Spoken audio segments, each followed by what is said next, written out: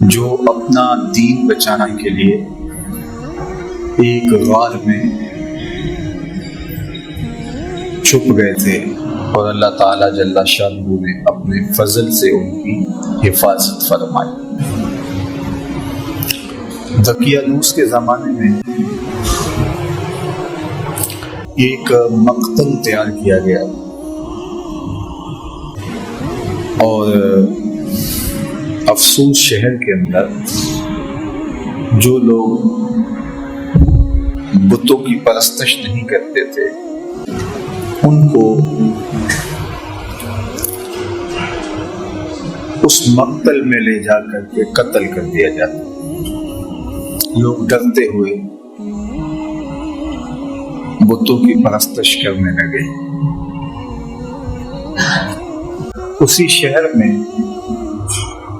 صالح اور نیک خاندانوں کے کچھ لڑکے تھے جنہوں نے بتوں کی پرستش سے انکار کر دیا۔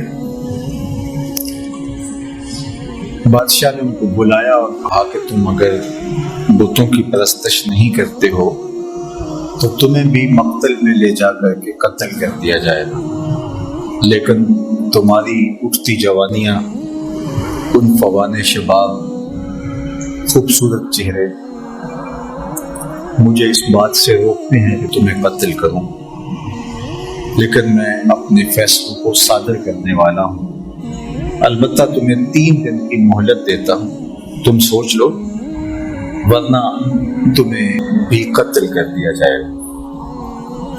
تو وہ نوجوان آپس میں مشاورت کرتے ہیں کہ کیا کیا جائے۔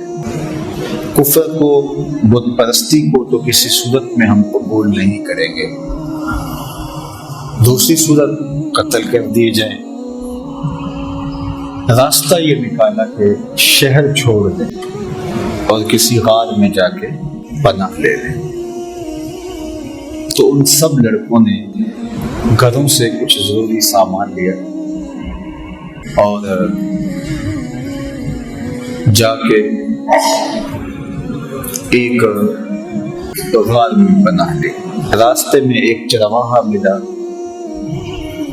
اس نے کہا کہ تم کدھر جا رہے ہو؟ تو انہوں نے غرض بیان کی تو اس نے کہا کہ یہ آفت تو میرے اوپر بھی آئے گی جب ہر شخص کو بت پرستی پہ مجبور کیا جا رہا ہے، تو چلو میں بھی تمہارے ساتھ چلتا ہوں۔ چرواہے کے پیچھے اس کا کتا بھی ان کے ساتھ ہو لیا، تو انہوں نے اس کتے کو ہٹانا چاہا۔ ظاہر ہے کتا ہے تو جب وہ اپنے ہم جنس کو دیکھتا ہے تو شور و غول کرتا ہے، تو یہ پکڑے جائیں گے۔ لیکن کتے نے بارگاہ عزتی میں عرض کی اور زبان حال سے کہا کہ میں کوئی ایسی حرکت نہیں کروں گا، آپ کی سنگت مجھے محبوب اور مرغوب ہے۔ تو ان کا کتا بھی ساتھ ہو لیا۔ تو اللہ تعالیٰ جل شانہ نے سورہ کہف کا نام اس غار سے رکھا۔ کہف عربی میں غار کو ہی کہتے ہیں، اور یہ غار کہاں ہے؟ رقیم وادی میں ہے۔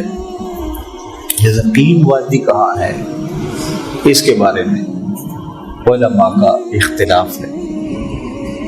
امام قرطبی نے لکھا ہے کہ یہ اندلس کے قریب جگہ ہے جہاں رقیم وادی ہے اور اصحاب کہف کا غار ہے۔ اصحاب کہف کے غار کے حوالے سے ایک زیارت گاہ ترکی میں بھی موجود ہے جہاں لوگ جاتے ہیں، اور ان لوگوں کا خیال ہے کہ اصحاب کہف کی غار یہ ہے۔ مختلف لوگوں نے مختلف چیزیں لکھی ہیں۔ بہرحال کہف غار کو کہا جاتا ہے اور رقیم اس وادی کا نام ہے یا اس بستی کا نام ہے جس بستی میں یہ غار تھی۔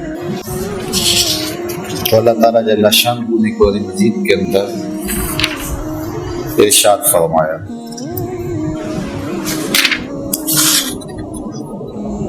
ام حسبت ان اصحاب الکہف والرقیم کانوا من آیاتنا عجبا۔ تمہیں معلوم ہے کہ پہاڑ کی کھو اور جنگل کے کنارے والے ہماری ایک عجیب نشانی تھے۔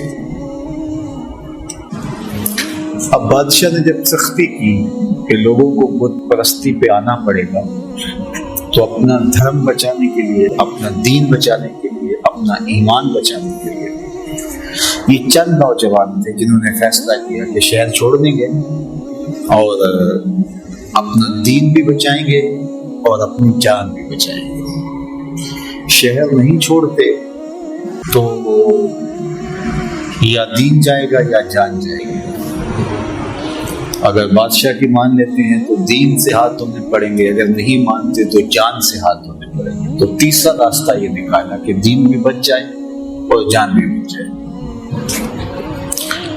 تو یہ اس رات میں پہنچے، ظاہر ہے منزل ان کی آگے تھی، تو ابھی یہ شام کو بھاگے تو رات ایک رات دو رات وہاں قیام کرتے اور پھر آگے کہیں نکل جاتے، لیکن وہیں جب پہنچے تو ان کے اوپر نیند کا غلبہ آ گیا اور یہ اس غار میں سو گئے۔ جو ان کے ساتھ کتا چلا تھا وہ بھی غار کے دھانے پر بیٹھا، تو کتا بھی آغوش نیند میں چلا گیا اور یہ سوئے رہے حتیٰ کہ 309 سال تک یہ نیند میں رہے۔ 3 صدیاں بیت گئی اور یہ نیند کی حالت میں رہے۔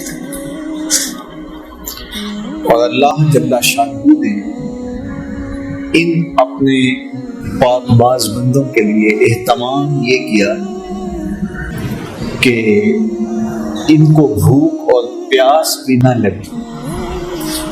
انسان کو جتنی مرضی گہری نیند آئی ہو، جب بھوک لگتی ہے، جب پیاس کی شدت ہوتی ہے تو پھر انسان جاگ پڑتا ہے۔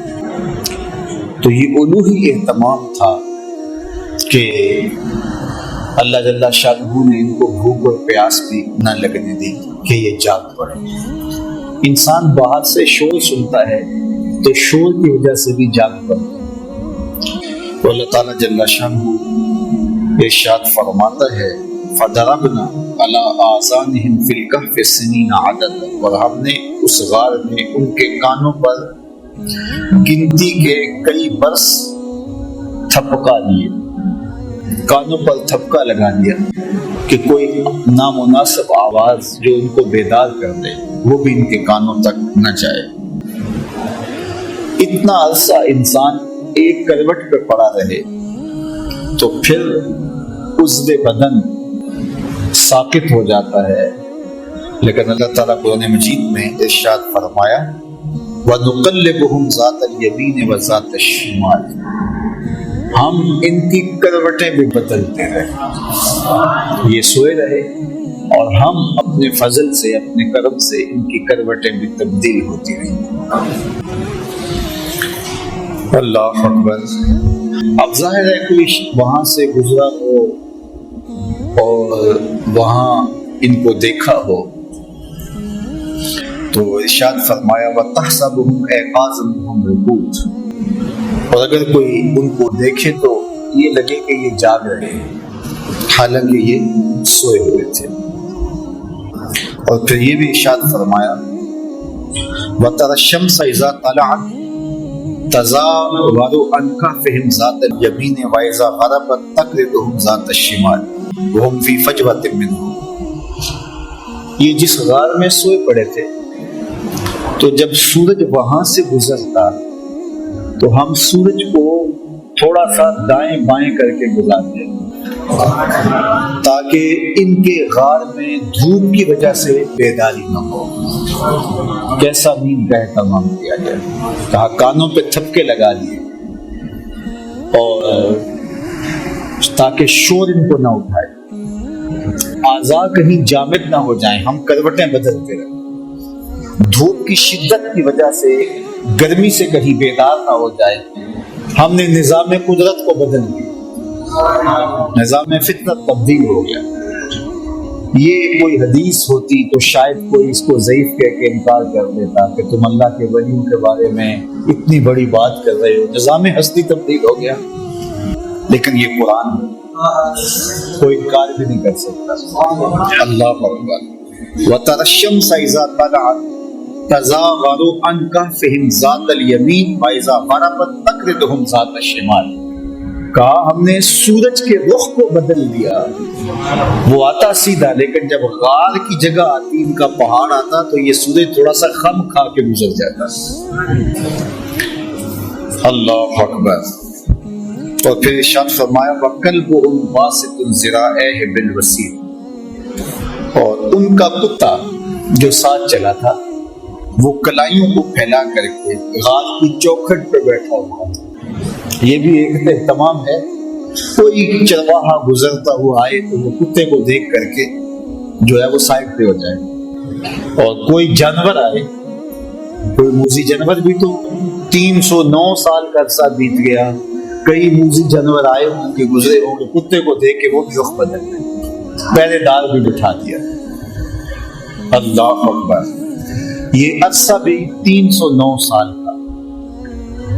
اور ارشاد فرمایا لو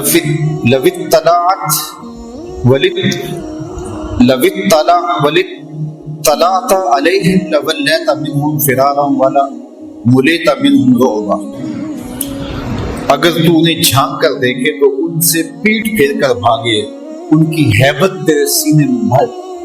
ہم نے وہاں ایک خوف بھی رکھ دیا کہ کوئی اندر جھانک کر دیکھنے کی ہمت بھی نہ کر سکے۔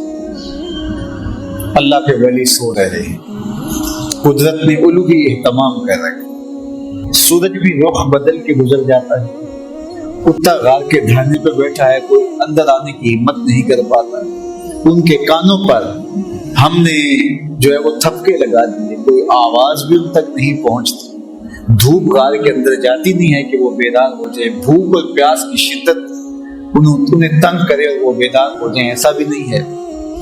اور وہاں ایک رعب رکھ دیا، ایک خوفناک منظر تھا وہاں کہ کوئی وہاں جاتا تو خوف سے آگے نہ جاتا، ایک رعب دل میں پیدا ہوتا، وہ بھاگ جاتا۔ اور وہ کتنا عرصہ سوئے رہے وہاں، 309 سال۔ اللہ اکبر، 309 سال۔ اچھا، یہ ابھی آ کے سوئے ہی تھے، کچھ عرصہ کے بعد افسوس کا بادشاہ دقیانوس مر گیا، اور اس کی جگہ اس کا نیا جانشین آیا، وہ مرا، پھر دوسرا جانشین آیا، اس کا انتقال ہوا، پھر تیسرا، چوتھا، پانچواں، حتیٰ کہ وہ سارا نظام بدل گیا، اور بیدروس کا زمانہ آ گیا، اور یہ نیک اور صالح حکمران تھا، اور یہ اس بات کا خیال رکھتا تھا کہ لوگوں کو عدل و انصاف فراہم کیا جائے، اور لوگوں کے عقائد درست ہوں، اللہ پر آخرت پر لوگوں کا ایمان ہو۔ لیکن ایک فتنہ اس کے دور میں بپا ہوا۔ کچھ لوگوں نے کہا کہ حشر اجساد نہیں ہوگا، یعنی قیامت کے دن روحیں ہوں گی جو اللہ کے حضور پیش ہوں گی، اور ان کا معاملہ ہوگا، جسم نہیں اٹھائے جائیں گے، حشر ارواح ہوگا، حشر اجساد نہیں ہوگا۔ یہ مٹی کے اندر بدن مل جائے گا، گل سڑ جائے گا، تو کیسے دوبارہ مٹی سے بدن کو اٹھایا جائے گا اور پھر حشر اجساد ہوگا؟ یہ بات سمجھ میں نہیں آتی۔ مشرکین مکہ کی سمجھ میں بھی یہ بات نہیں آئی، انہوں نے بھی یہی کہا تھا وَضَرَبَ لَنَا مَثَلًا وَنَسِيَ خَلْقَهُ قَالَ مَن يُحْيِي الْعِظَامَ وَهِيَ رَمِيمٌ۔ سورہ یاسین کا آخری رکوع اٹھائیے۔ انہوں نے بھی کہا کہ جب ہم گل سڑ جائیں گے، ہڈیاں مٹی میں مل جائیں گے، تو کس طرح دوبارہ ہمیں اٹھایا جائے گا؟ وہ کہتے تھے یہ بات سمجھ میں نہیں آتی کہ ہم دوبارہ زندہ کیے جائیں، دوبارہ ان اجسام کو اٹھایا جائے۔ اور نضر بن حارث کہیں سے پرانی قبر سے کوئی بوسیدہ سی ہڈی اٹھا لایا، اور ہڈی اٹھا کر کے حضور کے سامنے آ کھڑا ہوا، اور ہڈی کو، گرگری سی ہڈی کو حضور کے سامنے توڑتا ہے، اور اس کے ریزے زمین پہ گرتے ہیں، اور ساتھ حضور علیہ السلام سے مخاطبت کرتے ہوئے کہتا ہے ان ہڈیوں کو کون زندہ کرے گا جو میرے ہاتھوں کے معمولی لمس کو بھی برداشت نہیں کر پا رہے, یہ ان کے ریزے ریزے ہو رہے ہیں. آپ جو دین لے کر آئے ہیں اس دین میں یہ ہے کہ ان ہڈیوں کو بھی زندہ کیا جائے گا, تو مجھے بتائیے ان ہڈیوں کو کون زندہ کرے گا؟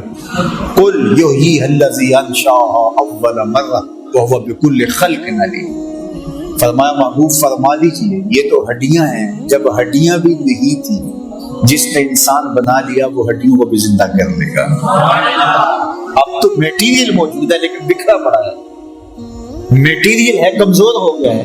تو جب یہ ہڈیاں بھی نہیں تھی تو جب امر کن سے اس نے ہڈیوں کے بغیر انسان کو کھڑا کر دیا اور ہڈیاں پیدا کر دی, تو اب تو ان ریزوں کو جوڑ کے بنانا ہے, بکھرے میٹیریل کو جوڑنا ہے, تو اس کے لیے کیا مشکل ہے.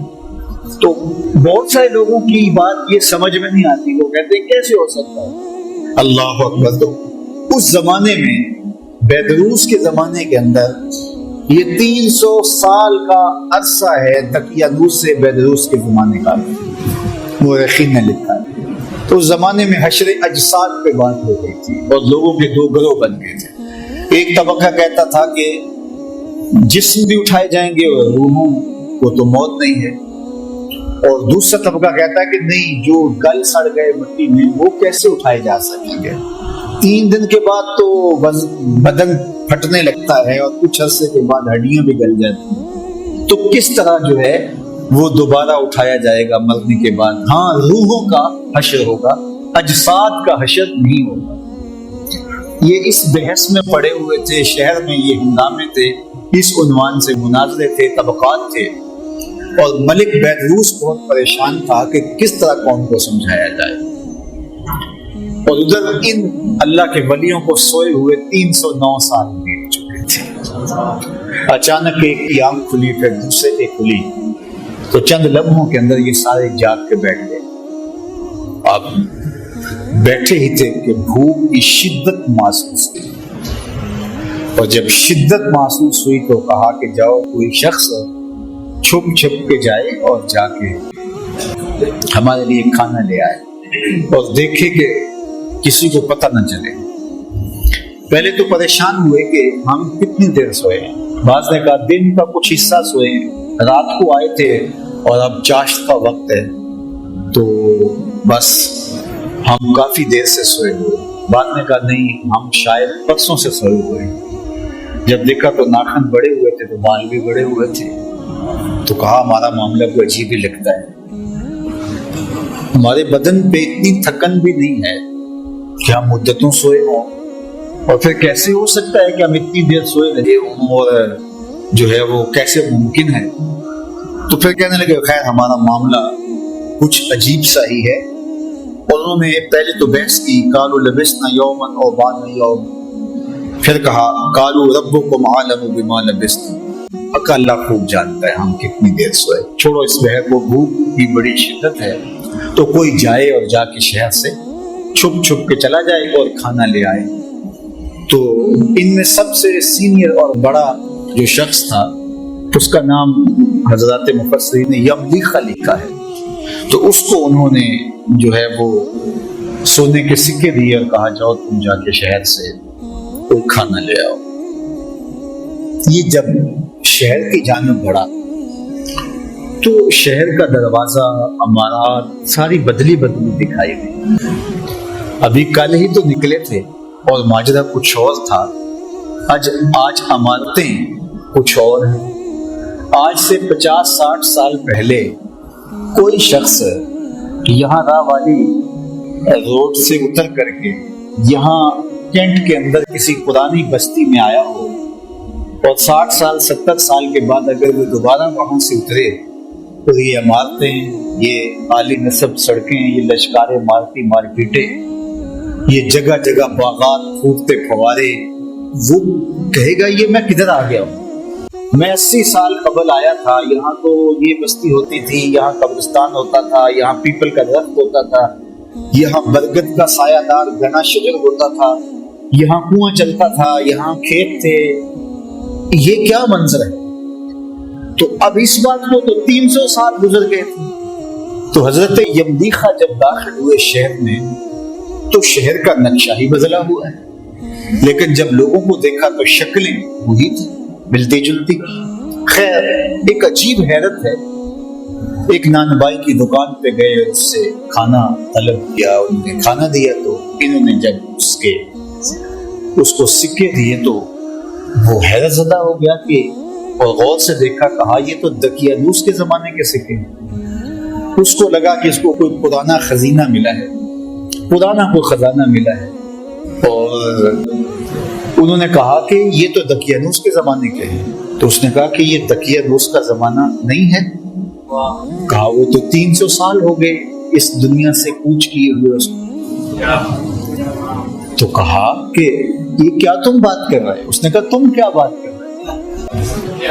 تو جب جھگڑا طول پکڑتا ہے تو بازار کے لوگ جمع ہو جاتے ہیں، حتیٰ کہ کوتوالے شہر بھی آ جاتا ہے اور پکڑ کے بادشاہ کے دربار میں لے جاتے ہیں کہ یہ نوجوان عجیب باتیں کر رہا ہے۔ کہتا میں یہ تم کیا بات کر رہے ہو، اس کا ذہن ٹھیک ہے، کیا ماجرا ہے؟ تو بادشاہ نے اس کو کہا کہ کیا ماجرا ہے؟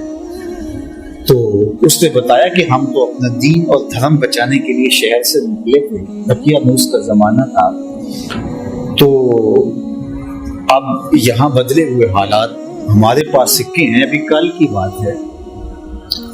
تو ایک وزیر نے کہا بادشاہ سلامت، دقیانوس کے زمانے میں کچھ نوجوان بھاگ گئے تھے شہر سے، اور ان کو گرفتار کرنے کے لیے دقیانوس نے کافی کوشش کی تھی، لیکن نہیں ہو سکا۔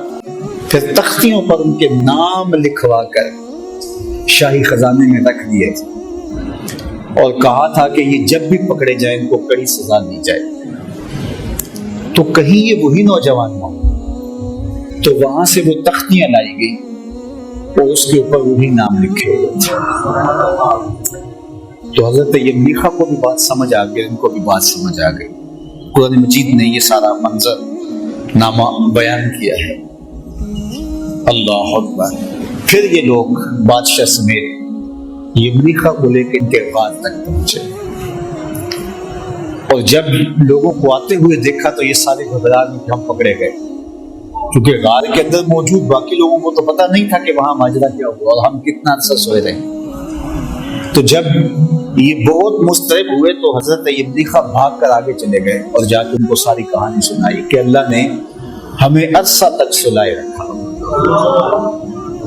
اور پھر یہ بادشاہ کی قیادت میں آیان سلطنت کے لوگ جا کے اصحاب کہف سے ملے، ان سے ملاقات کی اور یہ ان سے ملے، اور پھر وہ جو مسئلہ تھا حشر اجساد نہیں ہو سکتا، حشر ارواح ہوگا، تو یہ مسئلہ بھی حل ہو کہ جو رب بغیر کھانے اور کھلانے اور پلانے کے 309 سال تک ان بندوں کو زندہ رکھ سکتا ہے، وہ قبروں میں سے بھی اٹھا لے گا اور جسموں کے ساتھ اٹھا لے گا۔ تو یہ ان سے ملے، اس کے بعد ان کو دوبارہ طبی موت واقع ہو گئی، اور وہی ان کو اس غار کے اندر ہی دفن کر دیا گیا اور آگے دیوار چن دی۔